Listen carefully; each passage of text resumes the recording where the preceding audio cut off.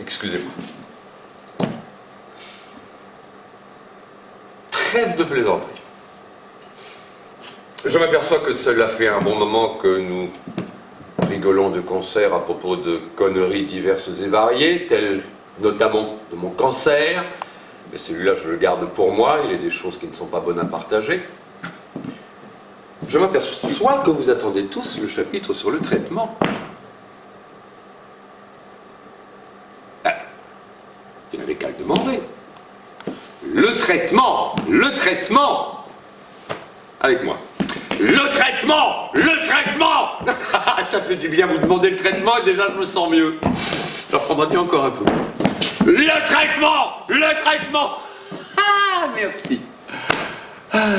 Donc, à la demande générale et spontanée, le traitement.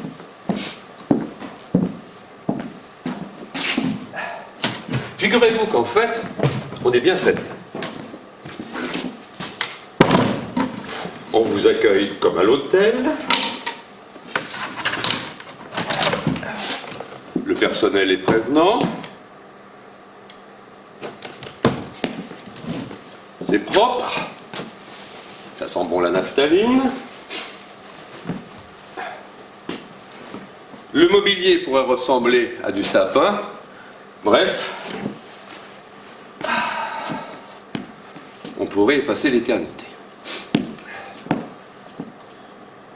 On vous installe, votre lit est fait, la vie est belle. Ça se gâte un peu lorsque l'infirmière, qui fait office de room service, revient avec une caisse en plastique relevant plus du panier de supermarché que du sac Hermès frappé dans le mercure. Ça déborde de sacs poubelles transparents. Elle vous explique alors, souriante et pédagogue, qu'elle va vous inoculer tout ça dans les tuyaux. Et d'une voix flûtée, digne des plus grands aéroports, des ascenseurs des plus bas étages, de vous recommander d'être bien sage, de n'appuyer qu'en cas d'extrême nécessité sur la sonnette pour appeler la maîtresse, et ce, sans vous affoler si elle ne vient pas tout de suite. Les malades, c'est comme les enfants. Il faut qu'ils soient patients. Elle revient ensuite avec un tube en métal avec des roulettes qu'elle va bientôt transformer en sapin de Noël en y accrochant tous les sacs poubelles. Tout irait bien si ce n'était que les roulettes sont grippées, les pauvres, que vous voilà cloués au lit. C'est alors que vous vous apercevez que vous avez un co-détenu. D'emblée, au vu de son air patibulaire et de sa mine revêche, vous espérez que les roulettes de son sapin sont aussi grippées que celles du vôtre. C'est qu'il va falloir partager la télé, allumer, éteindre, la pub ou la culture, gérer le son. Mais non, je ne suis pas sourd. Pourquoi me demandez-vous cela en élevant la voix? Mais c'est pas grave. Nous partageons la même peine, enfin. Nous sommes en sursis, peut-être bien les seuls encagés à signer des 12 doigts pour perpète. La room service revient alors pour brancher toute la tuyauterie et vous arrimer solidement. Vous êtes désormais comme un trait d'union entre la pharmacologie et la literie. Littéralement parlant, il n'y a plus grand-chose à faire. Attendre. Sinon, pour l'anecdote, on vous amène vos repas au lit. Luxe du service, catastrophe de la gastronomie.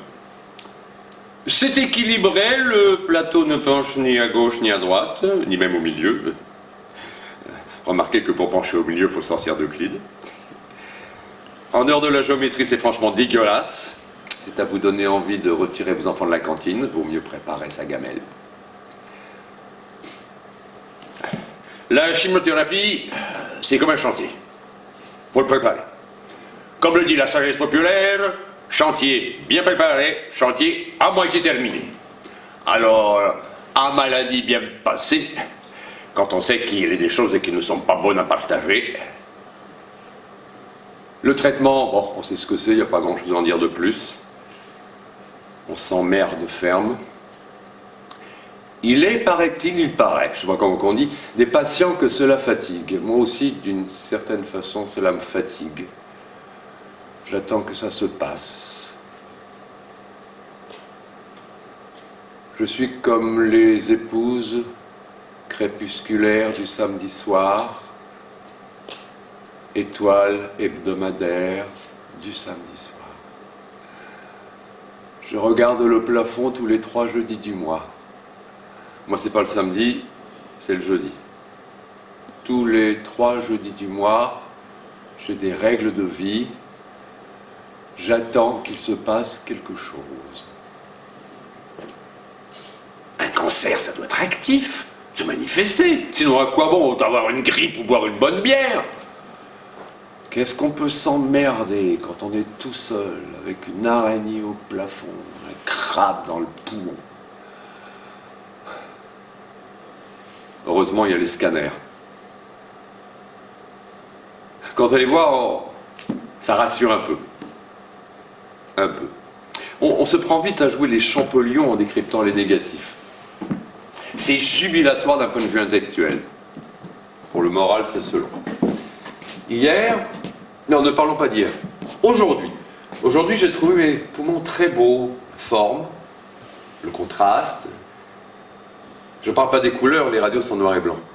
J'aime bien sa masse grise. Et puis surtout, cette belle tache noire sur le côté gauche. D'un point de vue graphique, mais ce n'est qu'un point de vue, je la verrais bien un peu plus proéminente. D'un point de vue médical, je ne sais pas, mais d'un point de vue graphique, je la verrais bien un peu plus grosse.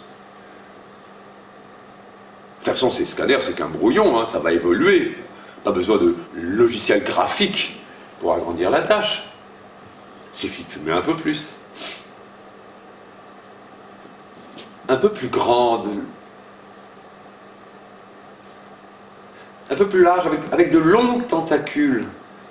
Elle aurait de la gueule, la tâche. Remarquez, ça évolue. Elle vit, elle croît par elle-même, pas besoin. Hein, elle fait des petits comme autant de métastases. Pas besoin de s'escrimer à l'affublé d'un accent circonflexe, superfétatoire.